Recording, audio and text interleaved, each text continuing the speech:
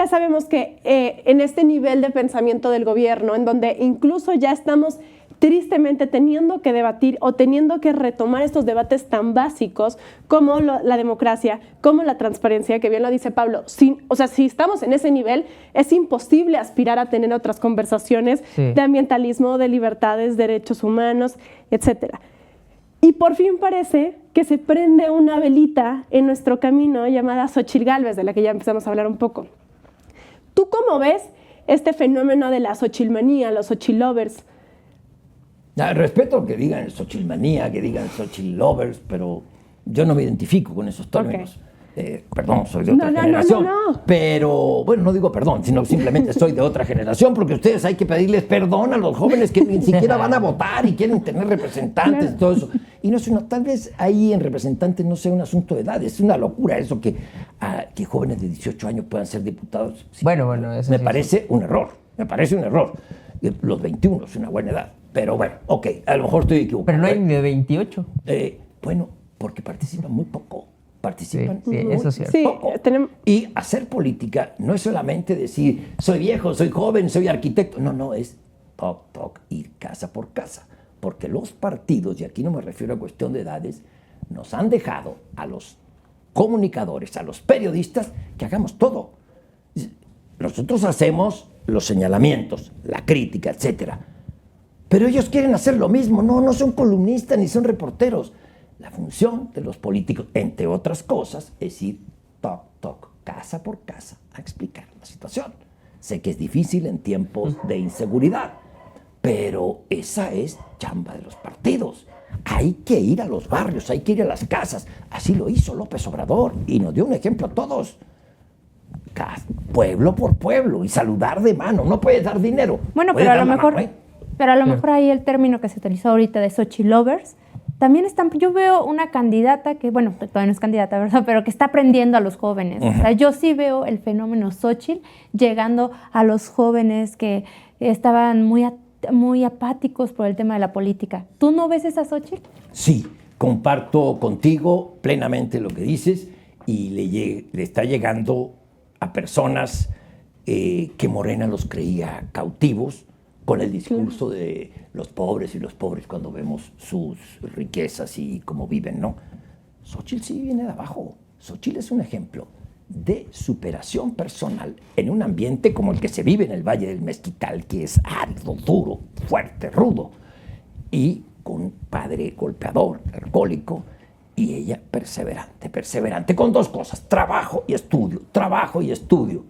Y ahora resulta que porque el trabajo y el estudio le dieron una solvencia, porque es una ingeniera experta en edificios inteligentes, en hacer un patrimonio y dar empleo, es delincuente. No, es delincuente. Miren cómo tiene lana. Sí, y a eso deberíamos aspirar todos, que cada mexicano pueda llegar a ser un Bill Gates, claro, si sus capacidades se lo permiten, pero que no se quede atrás por dinero, que no tenga los problemas que tuvo Xóchitl. Xóchitl sabe cuáles son esos problemas: el tema económico, el tema de la seguridad, el tema de la transportación y el sostenimiento de la casa. Esos hay que solucionárselos a los jóvenes que están en primaria, secundaria y educación media superior. Pero si les quitas hasta los desayunos escolares, como claro, ha hecho este gobierno, sí, cuando los niños comen, los niños de bajos recursos y en el campo, ¿qué desayunaste? Una tortilla con sal. Madre santa, no, una tortilla con sal y chile. ¿Qué es eso? Es un crimen social lo que está cometiendo este gobierno al acabar con las escuelas de tiempo completo y no darle continuidad. La idea era que casi todas fueran. Pero en fin, sigamos.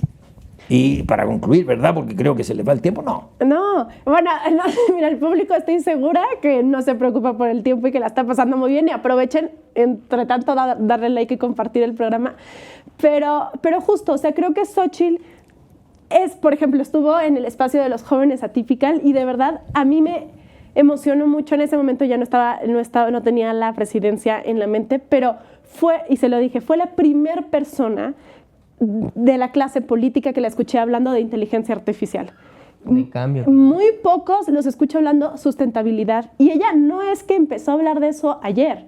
ella empezó a hablar de sustentabilidad hace 20 años. O sea, nosotros estábamos muy naciendo cuando ella ya estaba en todo. Entonces, yo creo que a AMLO le duele que genuinamente Xóchitl es lo que le gustaría que una de sus corcholatas fuera, ¿no? O sea, yo creo que a AMLO le hubiera encantado que Sheinbaum tuviera esta empatía, tuviera este tacto con las personas, y pues simplemente nada más no le están jalando las corcholatas. ¿Tú quién crees? ¿Cómo ves estas corcholatas? ¿Y si crees que Sheinbaum, por ejemplo, ya tiene la confianza del presidente después de ver esta comparación tan grande entre Xóchitl y Sheinbaum?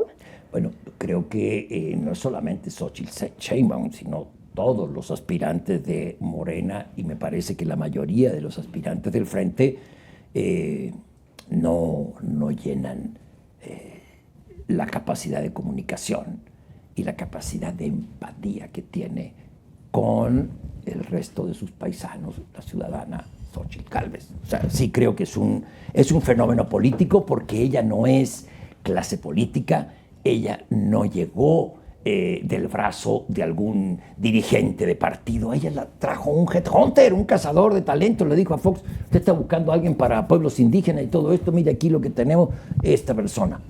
Así es un producto de la democratización del país y del México oscuro, profundo, que sigue existiendo, que es el México machista, es el México opresor hacia el que no tiene dinero, que no lo deja surgir y tienes que abrirte paso. Sí, se ha ido abriendo, es mejor, pero se ha vuelto a cerrar el horizonte. El horizonte se vuelve a cerrar y viene de la mano con esto, que quiero insistir, que empezamos el programa con eso, y quiero no quitar el dedo del renglón, de que podemos perder, estamos perdiendo la democracia. Y eso no solamente implica el derecho a la educación, el derecho a vivir tu sexualidad, los derechos de las mujeres. Implica también cuestiones tan básicas como tu intimidad, tu vida personal. El tema de la inteligencia artificial, ponlo en manos de un gobierno que los gobiernos autoritarios viven del control de la población, de controlar a la población. Unos más, como los chinos, los cubanos, otros un poco menos, como Turquía, etc. Pero por ahí va la cosa. Viven del control de la población. Pon inteligencia artificial en manos de gobiernos autoritarios que viven del control. Ya no solamente estos gobiernos como el nazismo, el comunismo, y todos los ismos del chavismo, etcétera, tienen el control de tu vida externa. Claro. Saben que tú, Dylan, te levantas, sales de tu casa a tal hora, dónde trabajas, pueden saber cuáles son tus comunicaciones telefónicas y cuál es tu círculo de amigos y tus ingresos, porque hasta violan el secreto fiscal. Bueno, hasta ahí. Pero con la inteligencia artificial tienen el control de tu interior, el control hasta de tus emociones.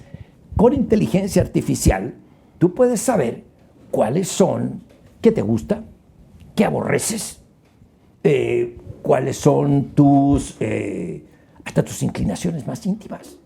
¿Por qué? Por las búsquedas o por lo que sea. Sí. Lo tienen todo. Y con un algoritmo ya, ¡prum! Lore le gusta esto y esto y esto, y estas son hasta esto sueña, porque si habla dormida, mija, también hay una cosa que se llama Alexa, que está registrando lo que dices. Y un gobierno antidemocrático todo eso lo usa para controlarte. Con un gobierno democrático que rinde cuentas y que pone reglas a las empresas que tienen estas tecnologías, creo que estaremos más tranquilos. ¿Quieren perder todo eso? No voten, no vayan, dejen lo que decidan allá los que compran votos y los otros, los que somos mayores que vamos a votar por la oposición. Déjenlo en manos de nosotros, van a perder todas sus intimidades y libertades. ¿Ya seguimos?